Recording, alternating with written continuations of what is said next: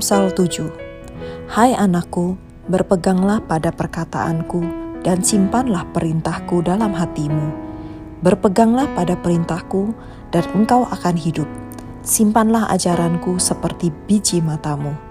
Tambatkanlah semuanya itu pada jarimu dan tulislah itu pada loh hatimu. Katakanlah kepada hikmat, engkaulah saudaraku, dan sebutkanlah pengertian itu sanakmu, supaya engkau dilindunginya terhadap perempuan jalang, terhadap perempuan asing yang licin perkataannya. Karena ketika suatu waktu aku melihat-lihat dari kisi-kisiku, dari jendela rumahku, kulihat di antara yang tidak berpengalaman, kudapati di antara anak-anak muda seorang teruna yang tidak berakal budi, yang menyeberang dekat sudut jalan, lalu melangkah menuju rumah perempuan semacam itu. Pada waktu senja, pada petang hari, di malam yang gelap, maka datanglah menyongsong dia seorang perempuan, berpakaian sundal dengan hati licik, cerewet, dan lihat perempuan ini, kakinya tidak dapat tenang di rumah. Sementara ia di jalan, dan sebentar di lapangan, dekat setiap tikungan ia menghadang. Lalu dipegangnyalah orang teruna itu dan diciumnya. Dengan muka tanpa malu berkatalah ia kepadanya, aku harus mempersembahkan korban keselamatan. Pada hari ini telah kubayar nasarku itu. Itulah sebabnya aku keluar menyongsong engkau untuk mencari engkau, dan sekarang kudapatkan engkau. Telah kubentangkan permadani di atas tempat tidurku, kain lenan beraneka warna dari Mesir. Pembaringanku telah kutabari dengan mur, gaharu, dan kayu manis. Marilah kita memuaskan berahi hingga pagi hari dan bersama-sama menikmati asmara. Karena suamiku tidak di rumah, ia sedang dalam perjalanan jauh. Sekantong uang dibawanya, ia baru pulang menjelang bulan purnama. Ia merayu orang muda itu dengan berbagai-bagai bujukan, dengan kelicinan bibir ia menggodanya. Maka tiba-tiba orang muda itu mengikuti dia seperti lembu yang dibawa ke pejagalan, dan seperti orang bodoh yang terbelenggu untuk dihukum. Sampai anak panah menembus hatinya, seperti burung dengan cepat menuju perangkap, dengan tidak sadar bahwa hidupnya terancam. Oleh sebab itu, hai anak-anak, dengarkanlah aku, perhatikanlah perkataan mulutku. Janganlah hatimu membelok ke jalan-jalan perempuan itu, dan janganlah menyesatkan dirimu di jalan-jalannya. Karena banyaklah orang yang gugur ditewaskannya, sangat besarlah jumlah orang yang dibunuhnya. Rumahnya adalah jalanan ke dunia orang mati yang menurun ke ruangan-ruangan maut. Amsal 8. Wejangan hikmat. Bukankah hikmat berseru-seru dan kepandaian memperdengarkan suaranya? Di atas tempat-tempat yang tinggi, di tepi jalan, di persimpangan jalan-jalan, di sanalah ia berdiri. Di samping pintu-pintu gerbang, di depan kota, pada jalan masuk, ia berseru dengan nyaring. Hai para pria, kepadamulah aku berseru. Kepada anak-anak manusia kutujukan suaraku.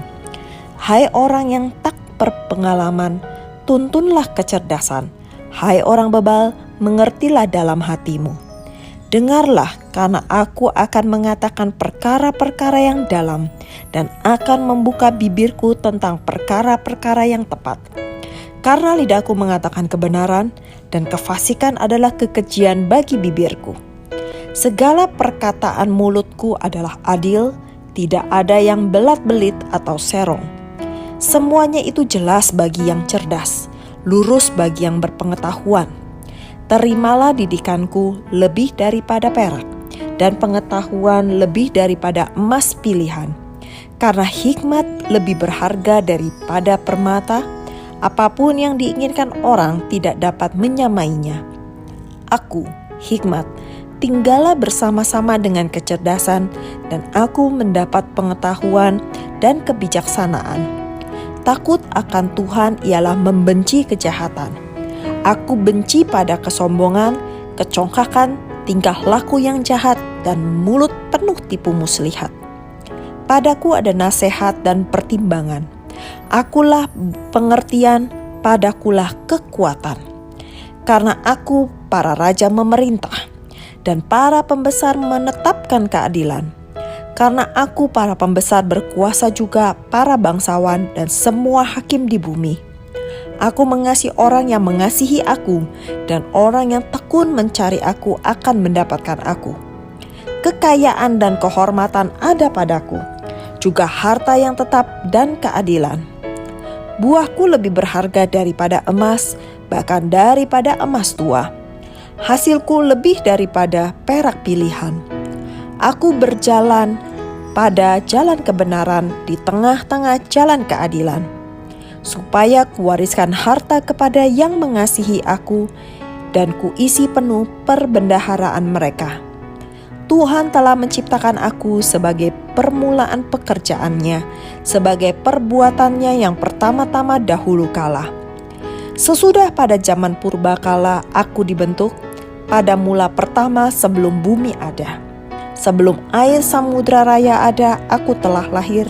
Sebelum ada sumber-sumber yang syarat dengan air. Sebelum gunung-gunung tertanam dan lebih dahulu daripada bukit-bukit aku telah lahir.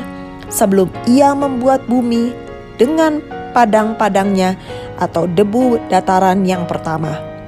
Ketika ia mempersiapkan langit, aku di sana.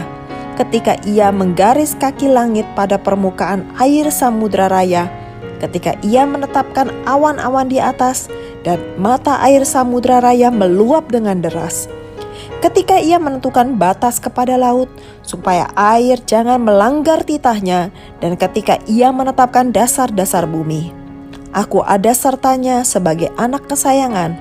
Setiap hari aku menjadi kesenangannya dan senantiasa bermain-main di hadapannya. Aku bermain-main di atas muka buminya, dan anak-anak manusia menjadi kesenanganku.